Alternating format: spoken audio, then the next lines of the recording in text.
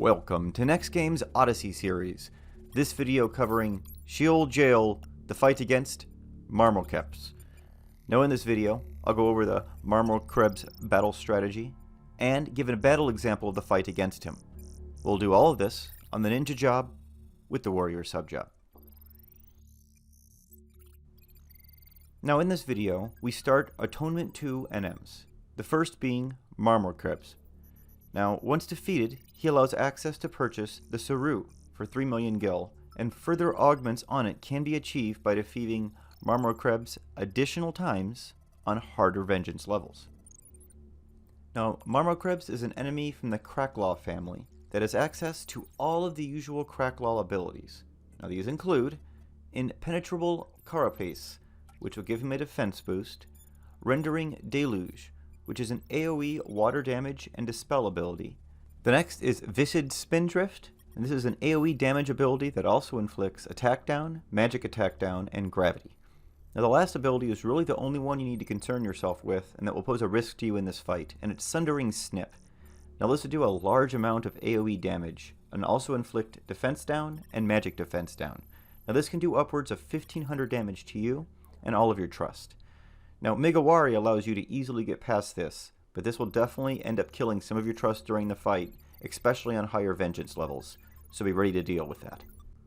Now, in regards to trust for this fight, I'm going to be using Archiv to help tank while I get in as much damage as possible and dual magic burst.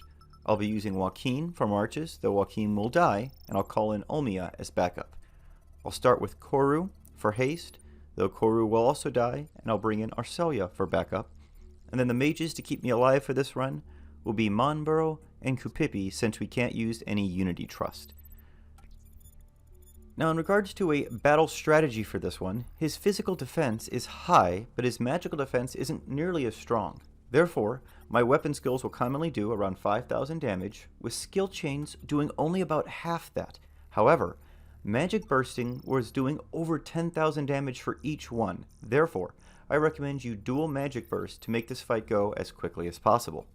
Make sure that you're keeping Migawari up at all times to eat any of the Sundering Snips that are going to occur, and resummon trust as they are killed to those snips.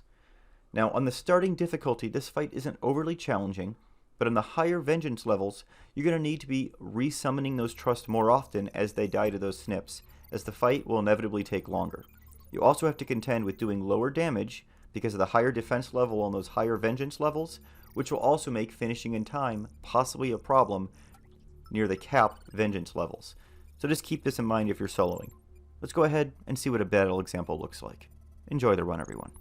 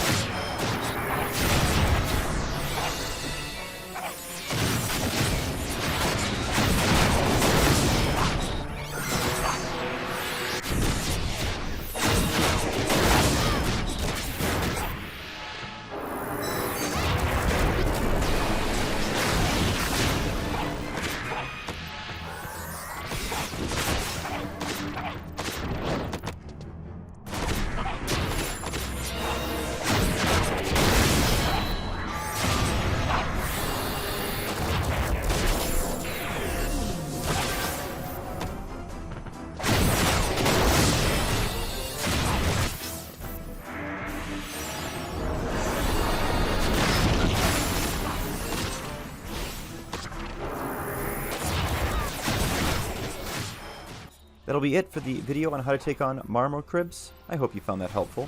The next video in this series will show you how to take on Aristeas. Thanks so much for watching, everyone. Stay safe and stay healthy out there.